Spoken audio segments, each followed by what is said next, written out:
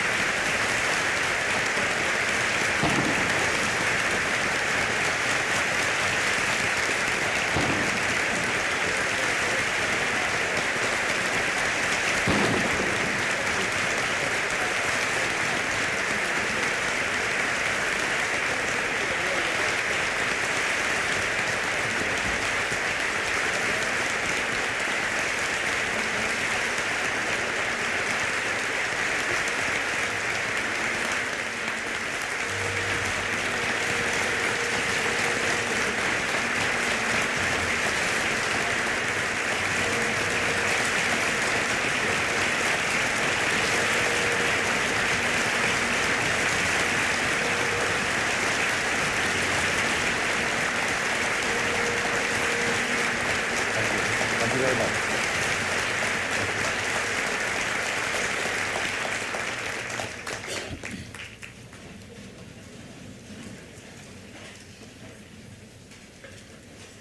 Thank you, Chief Judge Desmond. This is a beautiful, beautiful celebration of our state, of our superb system of government, and of our extraordinary good fortune. I'm very grateful that we've been allowed to share it. Permit me a special word of gratitude to three people. First, to the one most effective instrument of our success this year, Matilda.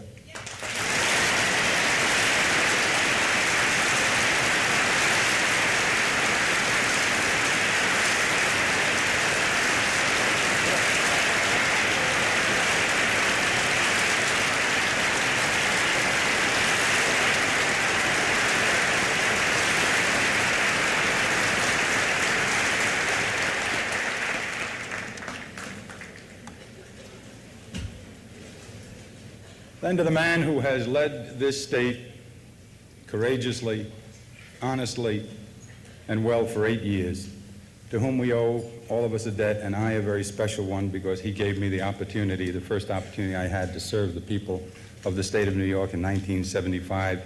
When he gave me an opportunity, I did not win on my own. He asked me to be Secretary of State. To Hugh L. Carey, Governor of the State.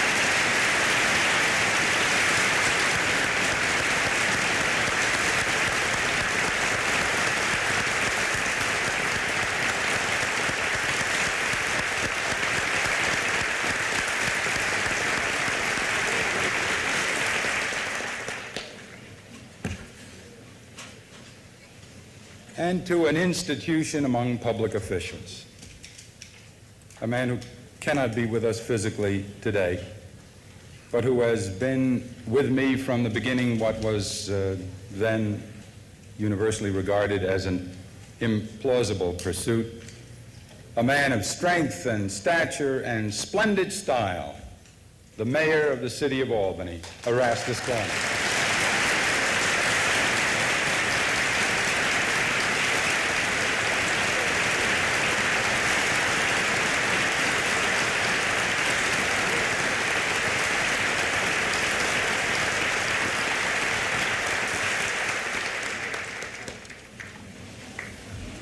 I would be much less than honest if I didn't confess to some small personal satisfaction at having won 2 elections, especially since I know the other feeling so well. But I'd be less than intelligent if I didn't recognize that the outcome was not so much a personal vindication as it was the judgment of the people of New York on the policies and principles and programs which we advanced as the reason and justification for my candidacy. Throughout the campaign, I spoke insistently on what we believe our government must do over the next 4 years. I hope the next 4 years will show that I did not speak idly or cynically. We will go forward with the program of jobs and justice that I described in the campaign and that I believe the people of this state generally regard as a fair appraisal of our needs. A criminal justice system that is firmer, surer, more effective, a vehicle of deterrence. A new emphasis on high technology and agribusiness and domestic manufacturing. A responsible approach, a continuing responsible approach to our fiscal difficulties. An infrastructure program that will rebuild our state's physical strength even while we put to work unemployed New Yorkers. A continuing emphasis on educational excellence, reformation of our system of regulating utilities, reorganization of the operating agency for mass transit in the 12 counties of our metropolitan New York region. We'll go forward with these and all the other elements of our program for New York State that I've talked about for all of this year. Part of that program will be our message to Washington. We will say to our president and the present administration that we have no intention of using Washington as a scapegoat for all of our failures and difficulties. Nor will we use Washington as an excuse for not doing for ourselves as a state everything we can do for ourselves. On the other hand, we will not allow the national administration to escape responsibility for its policies. We will continue to point out what we believe respectfully is a massive inequity of the new redistribution of national wealth, a redistribution that moves our nation's resources from the vulnerable Northeast and Midwest to the affluent, or at least less troubled, parts of the nation. We will point out what we believe is the cruelty and economic recklessness of the unemployment that these policies produce, and the mistake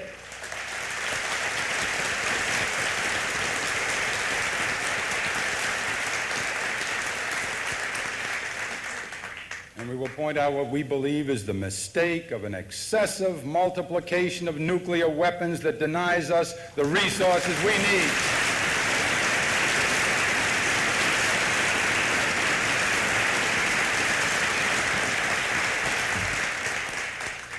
Because we meant what we said in the campaign. All of these positions will be part of the flesh and blood, the policies and programs of our new administration. You will see them described in detail a few days from now in the State of the State message, and in even greater detail in the budget to follow, the budget which will be presented to the legislature and to the entire state. For now, however, please allow me to speak just a few words about what I hope will be not the flesh and blood, but the soul of this administration. The philosophy of a government is the pattern revealed by the lines that connect hundreds of decisions that government makes on a day-to-day basis. Over the course of our history, these lines have often meandered and formed unclear images. The last few years, however, have raised sharp, indeed profound questions about government's purpose and government's role. These questions are being discussed at all levels and are operating to affect the principles that touch the lives of our people. In that debate, the Empire State's view of government's ultimate rationale will have very special significance. Now, this is the way I see it. This state has always led the way in demonstrating government's best uses. Overall, it has pursued a course of progressive pragmatism for more than 50 years. Without dramatic deviation, whatever party happened to be in power, New York has proven that government can be a positive source for good, and it still can be.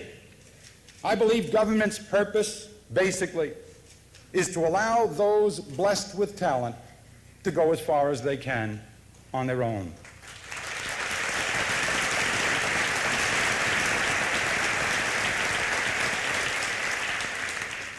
But I believe that government also has an obligation to assist those who, for whatever inscrutable reason, have been left out by fate: the homeless, the infirm, the destitute, to help provide those necessary things which, through no fault of their own, they cannot provide for themselves.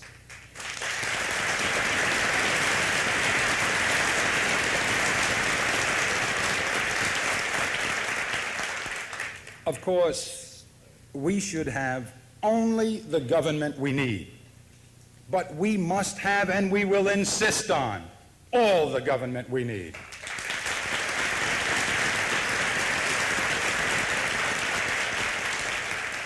So a technically balanced budget that fails to meet the reasonable needs of the middle class and the poor would be to us the emblem of hypocrisy.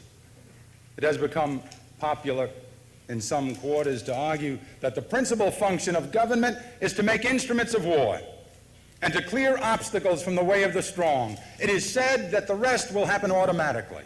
The cream will rise to the top, whether the cream be well-endowed individuals or fortunate regions of the nation. Survival of the fittest may be a good working description of the process of evolution, but a government of humans should elevate itself to a higher order, one which tries to fill the cruel gaps left by chance and by a wisdom that we don't fully understand. I would rather have laws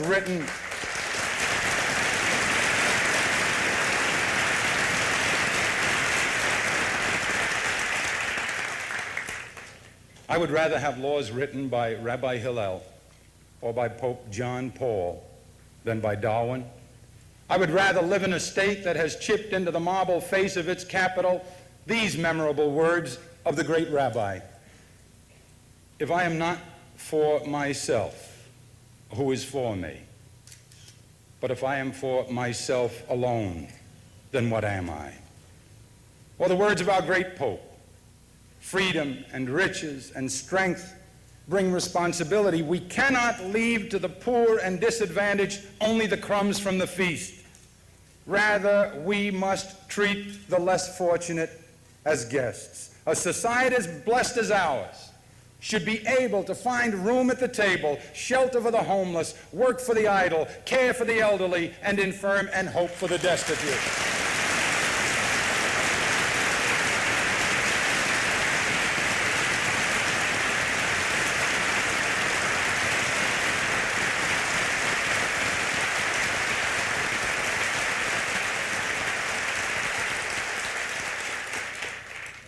To demand less of our government or of ourselves would be to evade our proper responsibility. At the very least, the government of this generation should be able to do for those who follow at least what has been done for us. And if my election proves anything, it proves how very much this system has been able to do for us. Like everyone in this room today, and everyone in this state today, except for our Native American brothers and sisters, I am the offspring of immigrants. My parents came some 60 years ago from another part of this world, driven by deprivation, without funds, without education, without skills. When my mother arrived at Ellis Island, she was alone and afraid. She carried little more than a suitcase and a piece of paper with the address of her laborer husband who had preceded her here looking for work. She passed through all the small indignities visited on immigrants everywhere, always. She was subjected to the hurried condescension of those who decide if others are good enough to enter, or at least not bad enough to be kept out. Like millions of others, my mother and father came here with very little more than a willingness to spend all their effort in honest toil. They asked only for the opportunity to work and for some protection in those moments when they would not be able to protect themselves, thanks to a government that was wise enough to help them without stifling them and strong enough to provide them with opportunities to earn their own bread. They survived. They remained a people of modest means, but that they were able to build a family and live in dignity and see one of their children go from behind their little grocery store in South Jamaica where he was born to the highest seat in the greatest state, in the greatest nation.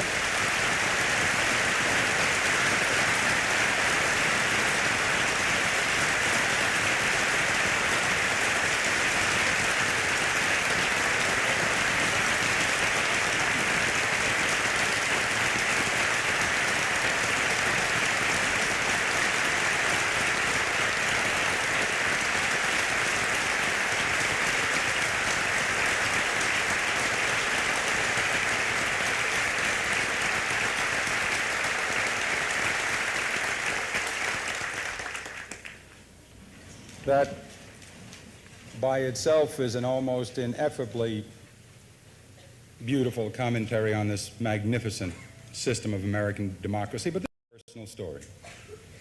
This is the story of all of us. What our imperfect but peerless system of government has done for those two frightened immigrants from Europe, it has done for millions of others in different ways. That experience is a source of pride and gratitude, but it has to be much more. It must serve as a challenge to all of us as we face the future. The achievements of our past impose upon us the obligation to do at least as much for those who come after us.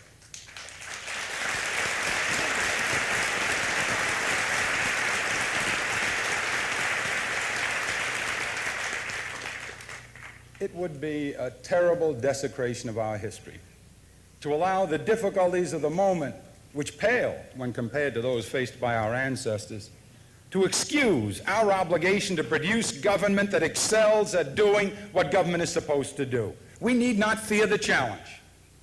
Underlying everything I believe about our government is an unshakable conviction that it is good enough to do what must be done, and more, for all of our present travail, and I know it well, the deficits, the hordes of homeless, unemployed, and victimized, the loss of spirit and belief. For all of this, I believe that we are wise enough to address our deficits without taxing ourselves into bankruptcy, strong enough to reconcile order with justice, brave enough to bring opportunity and hope to those who have neither. We can and we will refuse to settle for just survival, and certainly not just survival of the fittest. I believe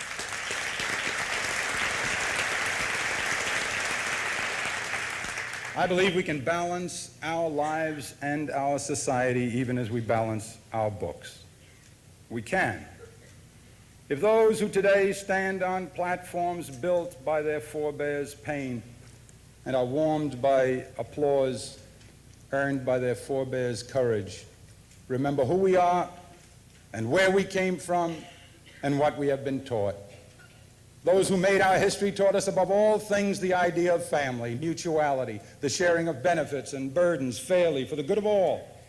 It is an idea essential to our success, and no family that favored its strong children or that in the name of even-handedness failed to help its vulnerable ones would be worthy of the name. And no state or nation that chooses to ignore its troubled regions and people while watching others thrive can call itself justified. We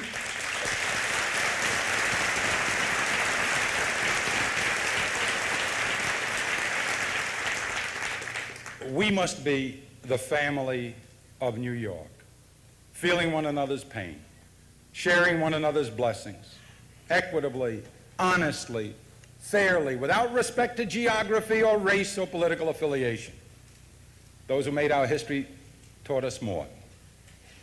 By their willingness to sweat for a lifetime just to give their children something better, they taught us the virtue of hard work.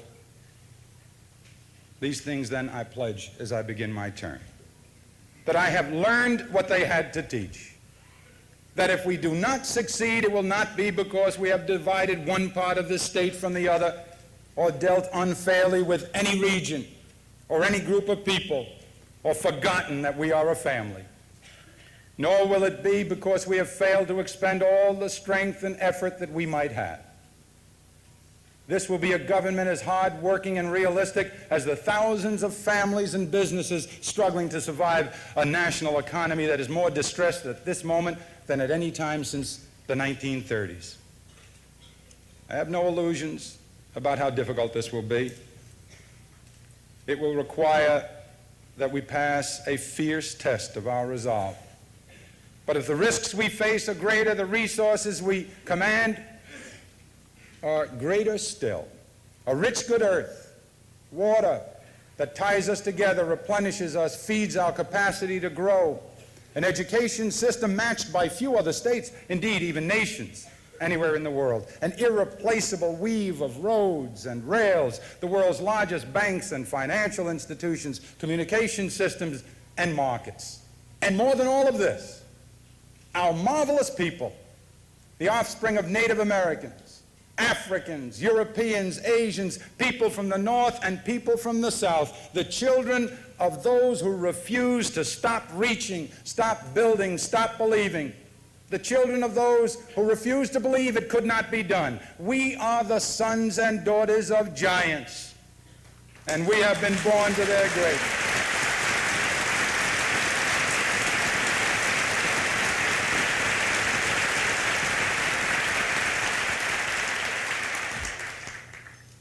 We begin to meet our obligation today, all of us together. So, good people of the Empire State, I ask all of you, whatever your political beliefs, whatever your region, whatever you think of me as an individual, to help me keep the moving and awesome oath that I just swore before you and before God. Pray that we all see New York for the family that it is, that all of us sworn into office today give New York the leadership it deserves, that I might be the state's good servant and God's too. And Pop, wherever you are, and I think I know, for all the ceremony and the big house and the pomp and circumstance, please don't let me forget. Thank you, and God bless you.